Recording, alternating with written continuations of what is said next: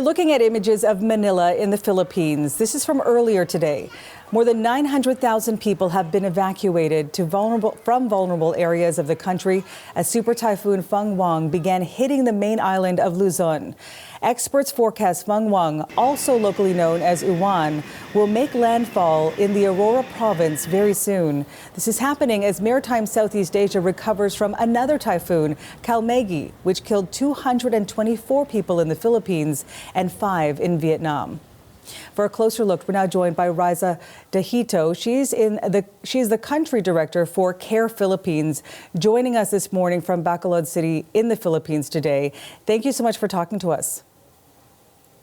Thank you so much, Marianne, and good evening from the Philippines. I've actually just come from the field visiting our communities hit by Typhoon Kalmegi. And give us a sense of what the situation there is on the ground. As you mentioned, it is evening there. You are 12 hours or so ahead of where we are here in our Eastern time here in Ontario. But when you're talking about the damage and what you saw in the field, give us a sense of what the situation is there. Well, the situation is really dire, especially in the Bicol region and northern Luzon. So Super Typhoon Uwan, as we call it, has left hundreds of thousands displaced, although the government has made preemptive evacuations of around 100,000 people. But really entire towns like in Camarines Sur are cut off, no power, no mobile signal, and there's severe flooding as well. And then we're also seeing heartbreaking scenes of waist-deep floods, collapsed homes, and roads blocked by debris. And the flooding is actually going like it's not like you wait for hours, but the flooding is coming in minutes. So it's like flash floods. And what's especially painful, Marianne, is that the same municipalities that were devastated by Super Typhoon last year are also hit again. So for these families, it feels like the recovery never really began. And, these communities are reeling from layered disasters. There was also volcanic unrest in certain areas that is actually also hit by the current typhoon. And there were also some earthquakes, and then of course Typhoon Kalmegi just weeks ago. Now Uwan has arrived, livelihoods are lost, and schools are turned into evacuation sites. So the children actually are stopping their learning and education to give way to the evacuation centers. And families who were just starting to rebuild have lost everything again. So we are no longer just responding to one storm. We are also responding to a climate crisis playing out in real time.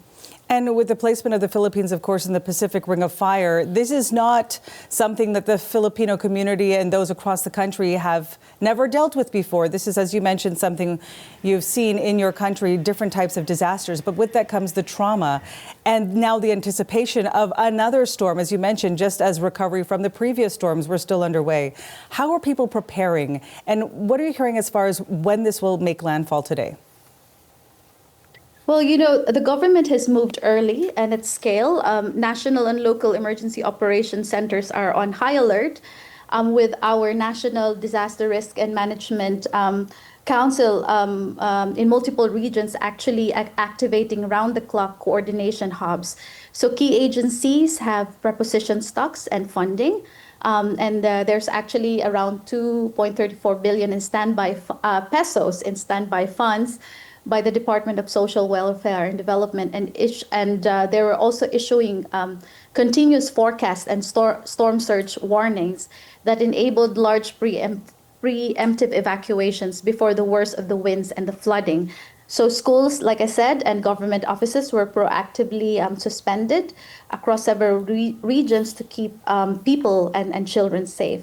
But at the same time, of course, the scale and geography of the storm stretched and can stretch any system.